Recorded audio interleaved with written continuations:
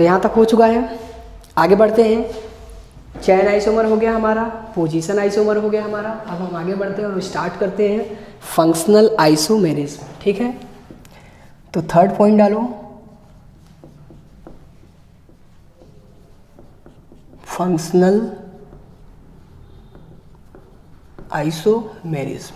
ठीक है, देखो जैसे हमने बोला था कि चेन आइसोमर और पोजीशन आइसोमर्स में हमने एक बात पे फोकस किया था, और हमारा स्टेटमेंट ये था कि दोनों आइसोमर्स के लिए फंक्शनल ग्रुप क्या होना चाहिए, सेम होना चाहिए था। लेकिन फंक्शनल आइसोमेरिज्म के लिए फंक्शनल आइसोमेरिज्म क्या होना चाहिए, डिफरेंट। ठीक है, तो क्या स्टेटमेंट निकल के आता है, सेम मॉलिक्यूलर फॉर्मूला डिफरेंट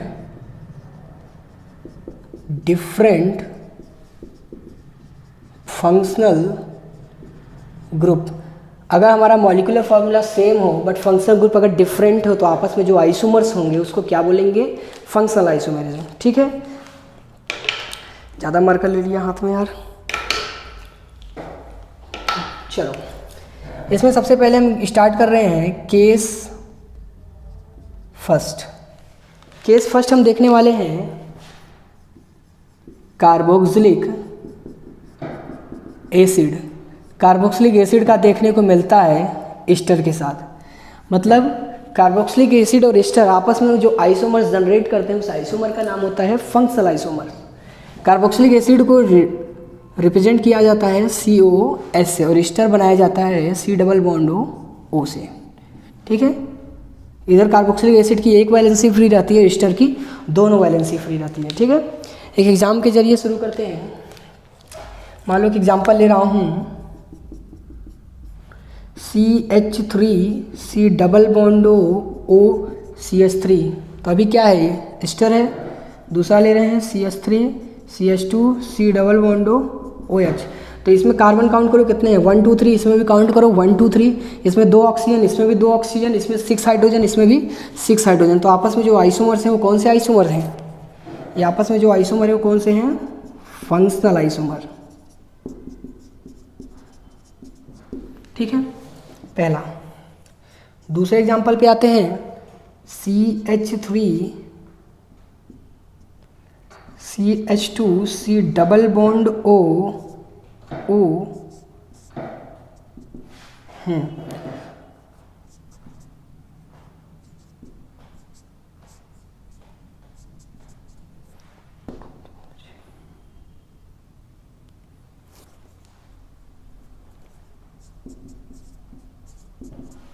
जरा इस पे फोकस करो। एग्जांपल नंबर सेकंड पे कितने कार्बन है, 1 2 3 4 5 6, इसमें कितने कार्बन है, 1 2 और 4 + 2 कितने हो गए, 6। तो दोनों का मॉलिक्यूलर फार्मूला निकालोगे तो क्या आएगा, सेम आएगा।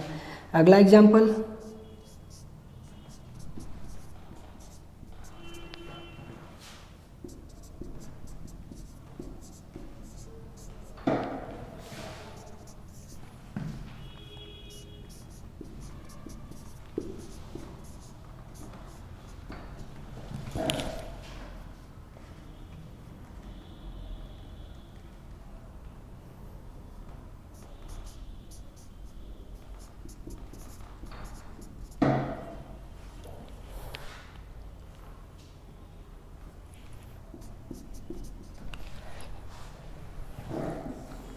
चलो आगे बढ़ते हैं।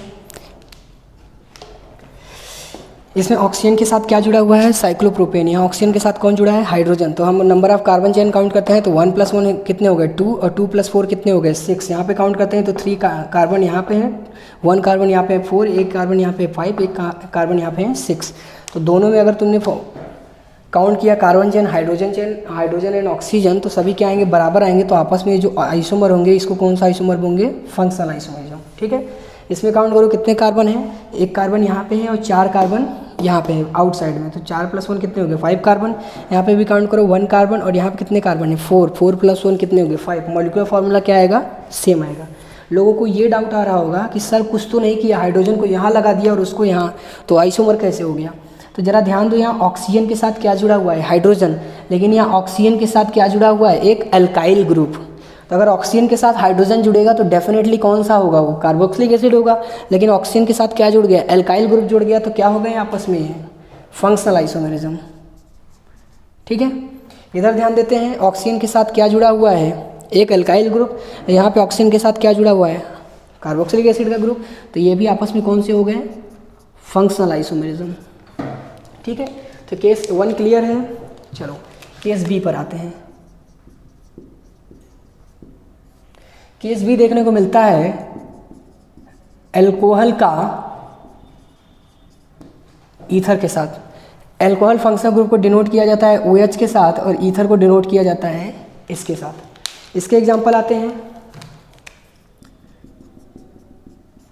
CH3CH2OH, CH3OCH3। तो जरा ध्यान दो, ऑक्सीजन के साथ हाइड्रोजन कनेक्टेड है, तो ये क्या है, एल्कोहल। ऑक्सीजन के साथ कोई एल्काइल ग्रुप जुड़ गया तो क्या बन गया, ईथर। तो आपस में कौन से आइसोमर्स हैं, फंक्शनल आइसोमर्स। ठीक है, दूसरा एग्जांपल ले रहा हूं, ये हमारा क्या है, एल्कोहल है।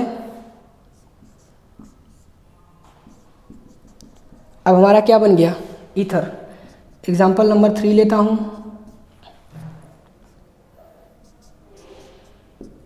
फिर से हमारा क्या है, एल्कोहल है। ठीक है, फिर से हमने क्या बना दिया, ईथर। तो ये सभी तीनों के तीनों जो आपस में आइसोमर्स हैं, कौन से आइसोमर्स हैं, ये आपस में हैं फंक्शनल आइसोमेरिज्म। ठीक है, चलो आगे बढ़ते हैं। केस सेकंड क्लियर है, केस थर्ड।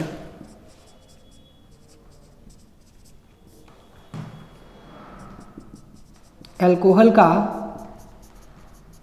फिनॉल के साथ।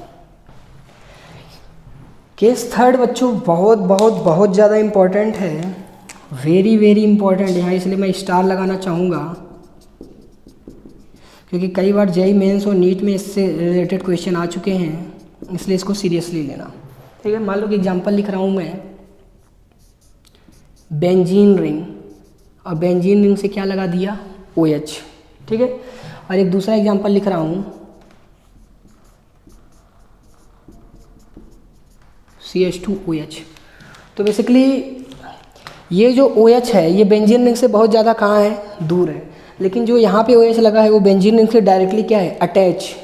तो आगे अगर किसी ने GOC पढ़ा होगा, अगर जनरल ऑर्गेनिक केमिस्ट्री पढ़ा होगा, तो उसमें एक कंडीशन बताया गया होगा कि ये जो ऑक्सीजन का लोन पेयर है, तो लोन पेयर कहाँ चला गया है, रेजोनेंस में चला गया है। लेकिन ये जो ऑक्सीजन का लोन पेयर है रेजोनेंस में नहीं है, लेकिन ये किस में है, ये है हमारा रेजोनेंस में। तो रेजोनेंस में जाने की वजह से यहाँ पे बॉन्ड की जो स्ट्रेंथ वो क्या हो गई, बढ़ गई। तो कोई मिला के जो एल्कोहल था, एल्कोहल बोलते हैं OH को, लेकिन यहाँ एल्कोहल में वो OH नहीं रह गया, क्योंकि ऑक्सीजन का लोन पेयर कहाँ चला गया, रेजोनेंस में, जिसकी वजह से केमिकल प्रॉपर्टी बदल गई।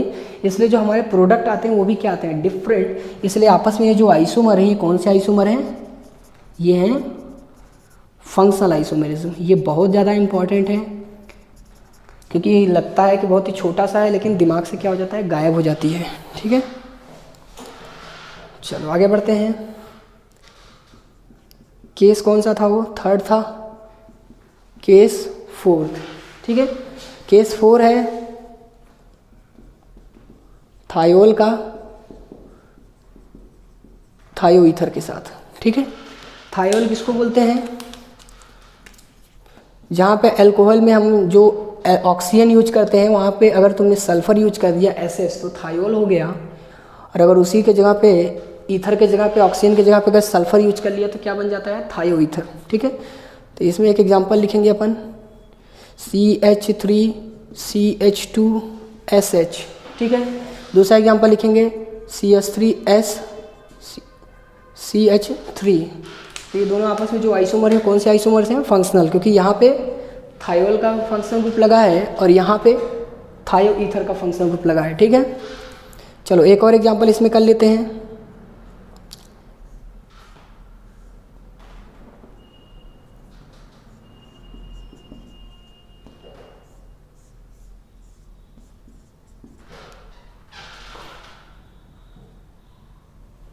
ठीक है, ये हमारा कौन सा है, एस के साथ CH3 है तो सल्फर बीचों बीच आ गया तो क्या बन गया, थायो ईथर, और सल्फर हाइड्रोजन के साथ जुड़ गया तो क्या बन गया, थायोल। तो ये दोनों आपस में कौन से आइसोमर्स हैं, फंक्शनल आइसोमर्स हैं। ठीक है, चलो आगे बढ़ते हैं।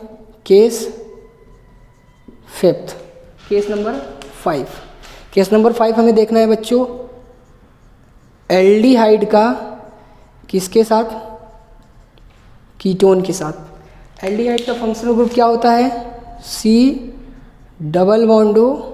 बोले तो CHO, और कीटोन का क्या होता है, C≡O।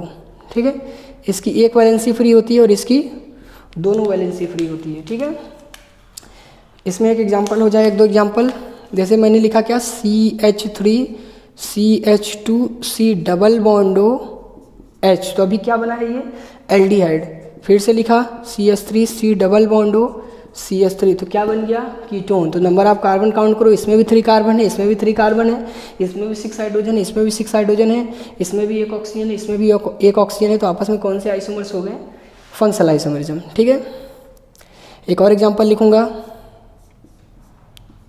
C≡H, तो अभी क्या है, ये एल्डिहाइड है। ठीक है, अब क्या बन गए, कीटोन। तो आपस में कौन से आइसोमर्स हो गए ये, तो हम लोग कहाँ पे थे, CH3 CH2 C≡H। ठीक है, तो ये हमारा क्या, यहाँ पे CHO नाम का ग्रुप लगा है, तो कौन सा ग्रुप है, ये एल्डिहाइड है। CH3 C≡O CH3, तो बीच में C≡O ग्रुप आ गया, तो कौन सा ग्रुप हो गया, कीटोन का। तो यहाँ पे भी कार्बन चेन, यहाँ पे भी कार्बन चेन क्या है, सेम है। तो इसमें मॉलिक्यूलर फार्मूला क्या है, सेम है, लेकिन हमारा इसमें एल्डिहाइड का ग्रुप लगा है और इसमें कीटोन का ग्रुप लगा है, तो आपस में फंक्शनल ग्रुप डिफरेंट है, इसलिए कौन से आइसोमर है ये, फंक्शनल आइसोमरिज्म। नीचे वाले क्वेश्चन में अगर हम बात करें तो नीचे वाले क्वेश्चन में कितने कार्बन की चेन है, नीचे वाला क्वेश्चन 6 कार्बन की चेन है, वो क्या कंटेंट किया है, एल्डिहाइड। उसके बगल वाले में 5 कार्बन की चेन है, वो क्या कंटेंट किया है, कीटोन। तो काउंट करो, 6 + 1 7, 5 + 2 7, तो इसमें भी 7, इसमें भी 7, तो मॉलिक्यूलर फार्मूला क्या है, सेम है। इसमें एल्डिहाइड लगा है, इसमें कीटोन लगा है, तो आपस में जो आइसोमर है, कौन से आइसोमर्स हैं, फंक्शनल आइसोमरिज्म। तो यहाँ तक नोट करो, फिर हम अपन आगे बढ़ते हैं। ठीक है।